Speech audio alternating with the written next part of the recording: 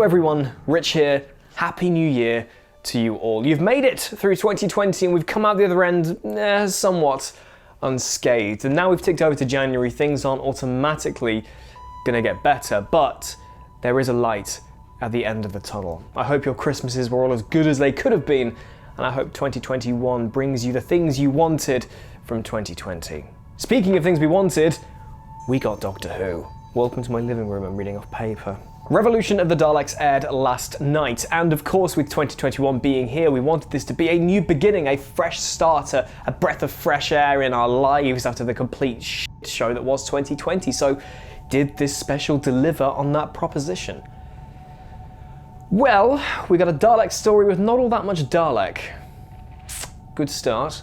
So if you're new to this whole ups and downs thing, this is the first episode of it here on the WhoCulture YouTube channel. This is my red thing, we put the bad things in there, and this is my green thing, we put the good things in there. We give these things points, we tally them up at the end, and then you guys go nuts in the comments about the things I got right and things I got wrong. Welcome to YouTube, welcome to WhoCulture, welcome to Revolution of the Daleks. Welcome to 2021. So we kick things off with the reminder that the Doctor and her fam defeated the Resolution Dalek with bits of Ryan's dickhead dad's microwave.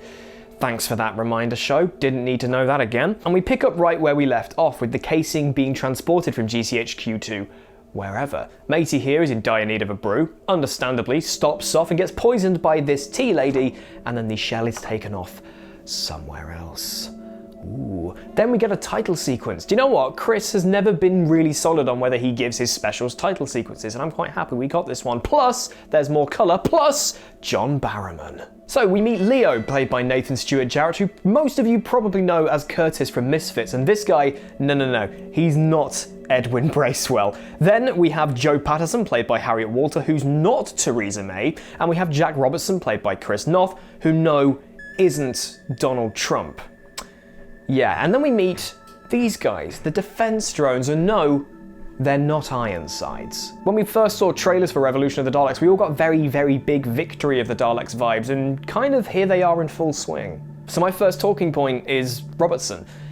He's not exactly a fan favourite character. Argue about it all you like, but Doctor Who has always been political in some way, shape or form, making commentaries about this, that and the other. And back in 2018, his character in Arachnids in the UK was meant to be this parallel to Donald Trump. And in Revolution, he is back to his old schemes of making things about himself and trying to make money from horrendous situations. And the thing is, I'm not a big fan of Donald Trump. I'm bloody sick of him, quite frankly. I'm not even American, obviously. He is not my commander-in-chief. We've got bloody Boris for that. But I'm sick of hearing him. I'm sick of listening sick of hearing the stuff he spouts at the moment, especially since he lost the election. Get over it, you big whatsit. Robertson isn't here to satirise Trump. He's here as a parallel, as a representation. I don't want this ever-present political prick being represented in my favourite show. Was the message at the end of the episode with Robertson being hailed the hero and getting away with all the shady stuff he did throughout the course of the show being a commentary on big political people getting away with basically murder? Probably. Do I want to be reminded that manipulative politicians / billionaires have society under their thumb? No. This isn't like seeing Trump in Spitting Image on BritBox. Robertson's not a piss take. We don't dislike him in the same way we dislike Dolores Umbridge in the Potter books. We don't like him because he's a bad character. A representation of the upper class calling the shots and getting away with anything they do. Sometimes we want to escape the reality we currently live in, especially politically, but Robertson keeps pulling us back in to the crap reality we currently live in. So down. The Doctor, as we saw at the end of Series 12, is in space prison. We see her routine, we get lots of fan service with her Weeping Angel, Woo, an Ood, Sycorax, Pating, Silence, I think, and then Jack? Okay, hands up, who saw this coming? He helps her escape and the pair run off to Sheffield, England, Earth, 10 months after the events of the Timeless Children. Yaz has been cooped up in this TARDIS house trying to work out how to get the Doctor back, and Ryan and Graham turn up, both of them pretty nonchalant about the whole thing. They've accepted the reality that they've been handed, which is that the Doctor is most likely dead. And do you know what? Fair enough. Yaz has always been the Doctor's biggest fan throughout these two series, so her being the one obsessively trying to get her back does make sense, which is, again, also fair. Graham brings along leaked footage of the defense drones, and they see Robertson there, and they try and confront him. Doesn't go all that well, and while they're licking their wounds, the Doctor and Jack rock up in the living room in one of like 3 shots of the TARDIS landing in this episode. Like, they make such a big deal out of it, like 3 times over. Sure. Now, this is a scene that I really liked in Revolution. This could have been in any other show a big, happy reunion, but no. Yaz shoves the Doctor away, and none of the trio are really happy to see her. Chris could have easily played this off like Rose seeing the Doctor again in Journey's End, but he didn't. These companions are either broken by the supposed loss of their Doctor, Yaz, don't really care much about anything anymore, Ryan, or simply blend into the wallpaper, unfortunately, Graham. Everything feels kind of bleak at this point, and I was quite taken aback at the lack of shove and then immediate embrace that we'd probably get from any other TV show. So do you know what? Props for making a really potentially good situation remain quite bleak. I liked that. Up. So, okay, no time to dilly-dally, let's fight the Daleks. Leo has taken tiny cells from inside the casing and cloned a Dalek. Genius move, Leo, you dipshit. And transports it around in a computer case, of all things. Yeah, obviously the Dalek takes control of Leo, very similar to what we saw in Resolution, and somehow remotely creates a Dalek cloning farm in Osaka, Japan. Sure. The defense drones are in production, and Robertson is convinced they're not dangerous and the word Dalek doesn't exist, and yada yada yada yada, and then the Doctor does another spiel about how the Daleks are the most dangerous creatures in the universe, and we just get to go through this whole rigmarole again. Chris, it's not like we heard this in Resolution. So Series 11 was seen as a reboot of the series, a good jumping on point, and a lot of that was very much present with all new villains and very much talking about who the Doctor is as a person, etc, etc, etc, reintroducing people to the character. But Chris, do you really think those new viewers from Series 11 are still here now? After the series you've done, do you really think they're still here? Do you really think you need to spell everything out again, assuming there are still newbies to the series here? You're kidding yourself, mate, really. So we didn't need another spiel about the Daleks being dangerous. If you know Doctor Who even at all, you know who the Daleks are. We didn't need this again. Expositional padding. It's something that Chris's era of Doctor Who is severely suffering from. And it's really infuriating, especially in Revolution of the Daleks. The dialogue is completely wank at times, and Ryan has suffered the worst of this over the last 2 series, but Revolution has some pretty big duds in there too. And the one that really got me, the one that I just thought, this could have been better, was the point in Osaka when it's discovered what happened to the human workforce. Now, it's very explicitly implied when Leo grabs a tube and squeezes out a bit of human juice that the humans that were working in there have been liquidized and fed to Dalek clones, which is pretty gross. But then Jack has to respond to that by saying, "You're feeding Daleks liquefied humans," and just explains it. It was right there. Like, right there. You didn't need to explain it to us, and yet you did. Now, I'm not an expert script writer. I did study media production at university, and I had a tutor named Clifton who gave us script writing seminars. And if I remember rightly, there's something that he said that if you write a first draft of a script, you can basically go through, give or take, and just remove every other line, and it will still basically read and put across the story you want to tell. Obviously, Chris Chibnall didn't get this memo because every single line of dialogue that came into his head, he left in. We don't need these things to be explained to us. Go back to, say, the Russell era or the Moff era, and there'll be lines of dialogue, little things that are implied that you might not pick up on the first time through. When Amy and I are doing Escaping Kersterberus, the podcast, there's so much stuff we go back to and realise, oh, they meant that. I mean, Russell T Davies' era was full of like innuendos and just little things left in the dialogue. Chibnall doesn't do that. Everything has to be spelled out. He treats the audience like idiots, constantly. And it just gets infuriating. Not only does it have to spell out every single thing, so I guess nothing can be criticised because he spelled everything out, it also just pushes out the runtime, which is something else I'll get to. The fact that there's so much goddamn dialogue. We get moments of the Doctor thinking. Every time the Doctor starts thinking, does her, I audibly groaned at the TV when she did it. I think she does it twice in Revolution of the Daleks, and just needing to spell everything out, it's just tiring. Chris, get someone else to write your dialogue, please. And why the hell is the script editor asleep? Down. Okay, let's take half a step back from the scene I've just talked about in Osaka and go to being on the way to Osaka, 4 minutes out to be precise. Ryan has very much made his decision regarding his time in the TARDIS. We know this already, not only from the behind-the-scenes stuff, but also just his attitude in the episode thus far. And now comes the awkward conversation with the Doctor, and he gets her to open up about what happened at the end of Series 12. If I'm not who I thought I was, then who am I? You're the Doctor. Same as before, same as always. Things change all the time, and they should, because they have to. Same with people. Sometimes we get a bit scared because new can be a bit scary, right? New can be very scary. You know what? I feel like there's one thing that could have been the cherry on top of this scene, and that's the footage freezing, pausing, and then Chris Chibnall stepping out in front of it like he's fucking Kuzco from The Emperor's New School, you know, the TV series based on the film? And then just relays to us that the timeless child thing happened, and we just have to live with it. Now, I've seen a good argument about this on Twitter already, and that's that this scene was most likely written, recorded, and probably edited before we even saw the Timeless Children back in March, and that is very fair. But the thing is, this feels so much like Chris Chibnall just speaking to the audience and saying, look, I did this, get used to it. It's almost as if he knew that this was something that was going to rile up the fan base. And he says that things have to change because they have to. But they don't, Chris, do they?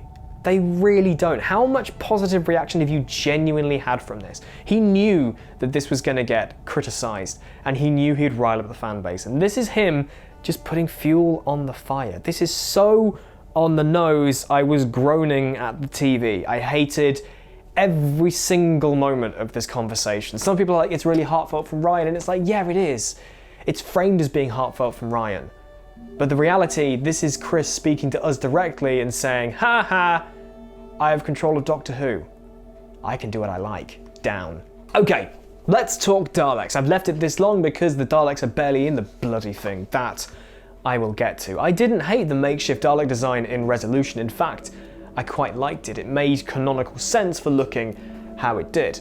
So some people were very rightly concerned about the fact that these new Daleks, the defense drone Daleks, looked exactly the same, but since Leo got that casing to work off, it is justified. It's understandable why they look like they do. And you know what? When these guys go all red and evil and start exterminating people, I love them. They look so goddamn cool. They look quite scary, honestly. Seeing that thing coming towards you down a corridor and just all of a sudden one of them starts shooting at people, that's horrifying in itself, but they look like this.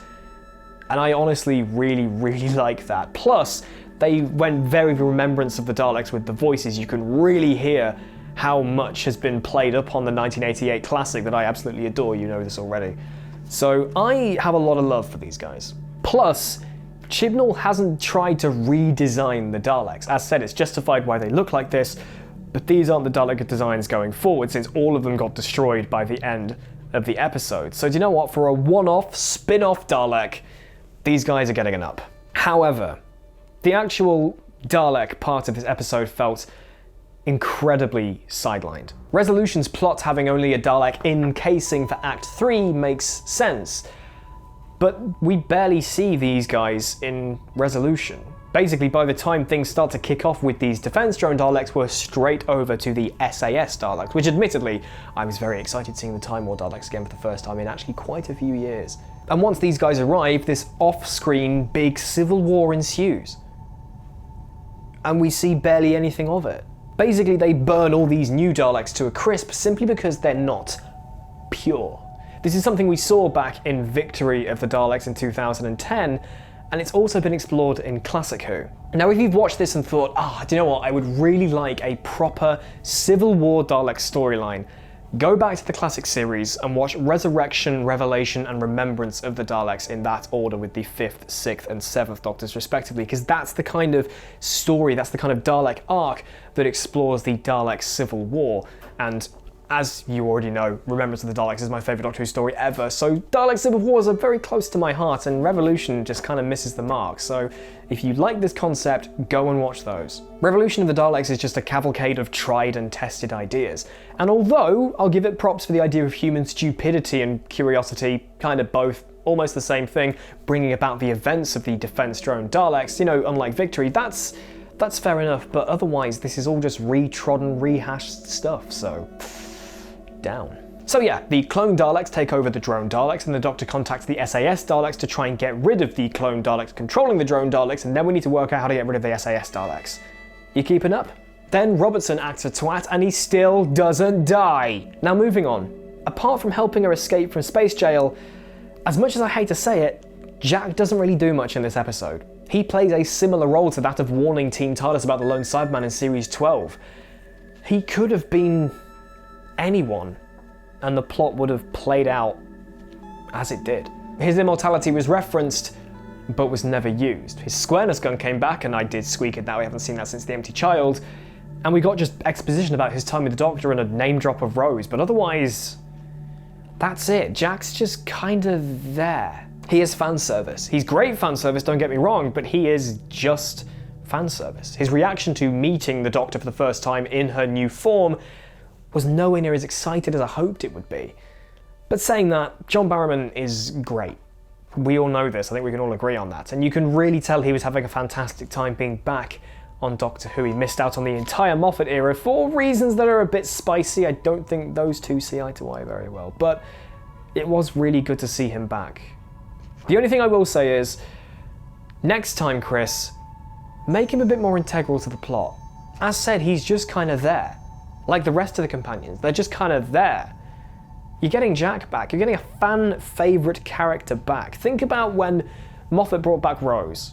Wasn't technically Rose, she was the bad wolf, or the moment masquerading as the bad wolf. She had a justifiable reason to be there. John Barrowman's just kind of there. I'm going to give him an up, because, yeah, we're excited to see him again, and thankfully we did get more of Barrowman. It wasn't just a flying cameo in Fugitive of the Jadoon. But still, if you bring him back again, Chris, and you probably will, make him a bit more important, okay? So amidst this big war going on off screen, how do we get rid of the SAS Daleks? Well, it's actually quite simple. You board their ship and use explosives Jack keeps in his coat. As you do. Then you trick the rest of the SAS Daleks by having them fly into a decoy TARDIS, crunching it up and chucking it into the void. As you do as well, I guess, and that's that. The Daleks are gone, the Doctor and co wins, and yeah, Robertson is hailed a hero, and then Jack just up and leaves, just name-dropping Gwen on the way out, ringing him up on the phone on the TARDIS. No big hugs, no goodbye, Doctor, no more salute. He just pisses off.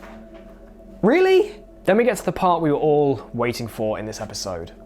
Ryan and Graham depart the TARDIS. For Ryan, as said, we've already known that he was very much going to be leaving the TARDIS, not only because of the news about Toss and Colin and Bradley Walsh leaving the show after this, but because of his attitude throughout the course of the episode. We knew he was done. Graham then also decides to go with him, to be the grandfather that he's wanted to be for the last 2 series. That's really quite heartfelt. If we actually remember that Graham was there, I'm not gonna lie, Graham's barely in this. He's just, again, as I said earlier, he just blends into the wallpaper. He might be...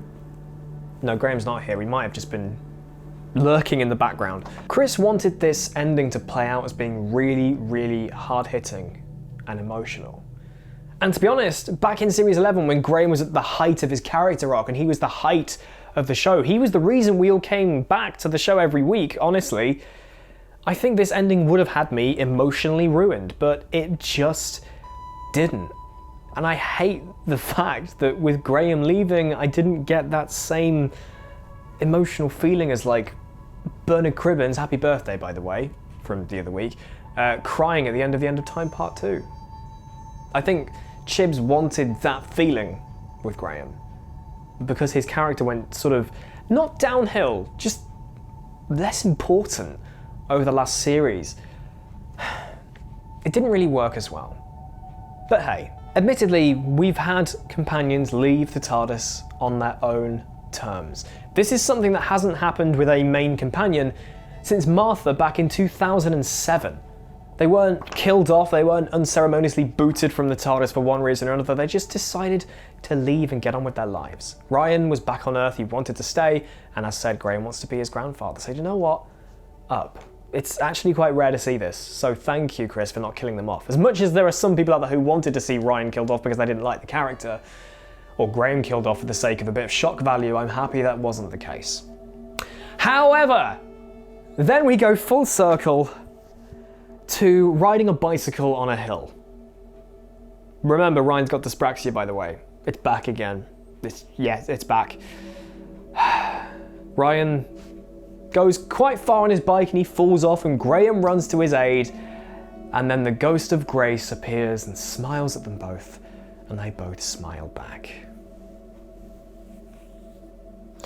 You can't make this shit up. This was horrible. Not like emotionally horrible, like this just, no. Cringe, Chris. The cringeometer is fit to bursting. This was completely unnecessary. All they needed to do was the Doctor going, psychic paper, there you go, one more hug, now piss off, and then that's it. But instead we had to do this. Grace is dead, Chris. There was that emotional kick at the beginning of Series 11, but every time you brought her back, it was a bit less hitting. And this was just stupid. This just left people laughing. Honestly, Amy and I were sat here just kind of, really? No more ghosts, please, especially if it's actually an apparent ghost. They actually saw her. No psychic stuff going on. The genuine ghost just rocked up. Down. It's that way. Down. So now it's just Yaz. She's become a lot more confident in herself. Obviously, much more caring for the Doctor. Maybe even falling for her. Also cleverer, I guess, too. After spending all that time cooped up in the TARDIS house, she's obviously learned more about space and aliens and what to do in a crisis, etc, etc. I mean, she suddenly wants to take samples of the goop in Osaka. Wait, has Yaz's character improved off-screen? If so, that's not necessarily a good thing. Yes, Yaz has been the character who's been in the most dire need of having a kick up the bum in the character department, but don't do it when we're all too busy self-isolating and not paying attention. Why do it alongside an audience's perception of this timeline? Why have it slowly build to being this new Yaz that we almost saw in Can You Hear Me, and it's just instead decide to do it when we're all not looking? Maybe this is a first step for a new Yaz. Maybe we're going to be getting a more gradual development of the character as Series 13 progresses. As you now know, this is going to be our first all-female TARDIS team, and more importantly than that, this is the first time since Chibnall took over we're going to have one companion and one Doctor. This is something the show has sorely needed, and hopefully a really big win for Series What? John Bishop is joining as Dan, a man with a van, to be a full-time member of the fam. Chris, man. You could have made this so much easier for yourself. Open up a door to two characters who've been in dire need of their own character development, and you're going to give yourself that time by having it only be the two of them, and yet you crowbar in another companion. He's not learned anything, has he? I hate that I'm going to say this, and I felt bad when I wrote this in my script, but Chris, I really hope Series 13 is your last. Because it doesn't feel like you really know what you're doing. I don't mind John Bishop, don't get me wrong, but you had the opportunity to make your two weakest characters better. But instead you're going to bring John Bishop in and probably make everything revolve around him. You're going to make a new Graham. You were this close, down. Okay, finally, MDZ research. Remember that building from Resolution? The Dalek sign out front where, what's her name? Lynn got all of the Dalek bits from before going to the farmhouse to build the casing. Where was it? I was hoping that Revolution of the Daleks would give us some insight into what this place is, but no, there was absolutely nothing about it. I had in my head that Resolution, Revolution, and then a new third one would be a trilogy of Dalek specials. I've said this before. I don't mind the idea of Daleks being relegated to only doing specials. I think that's a great idea. And I was hoping this building would be relevant in some way, but it's not. It's gone. It looks like an idea that went nowhere. This is one of Chris Chibnall's unfired guns, TM. You better explain this one day, Chris. It's been bugging me for 2 years. Down. So, Revolution of the Daleks.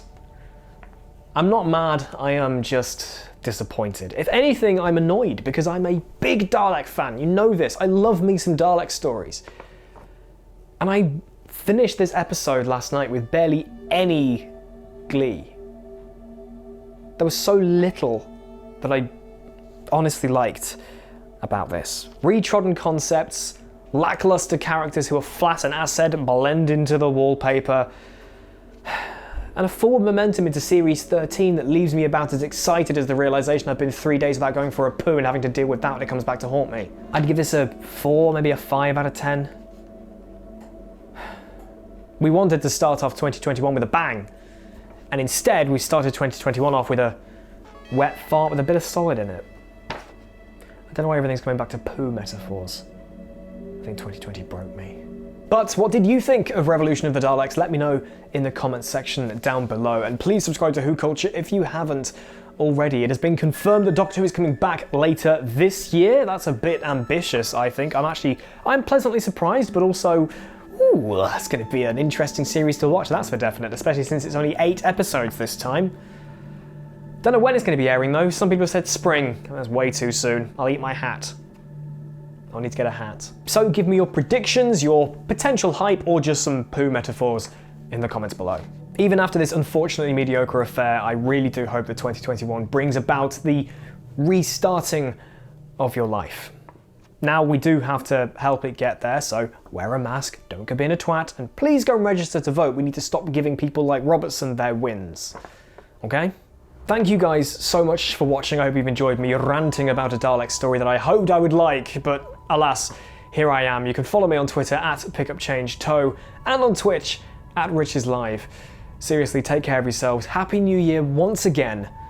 I will see you very soon. See you guys. Take care. I'm gonna go cry. My cable's this way.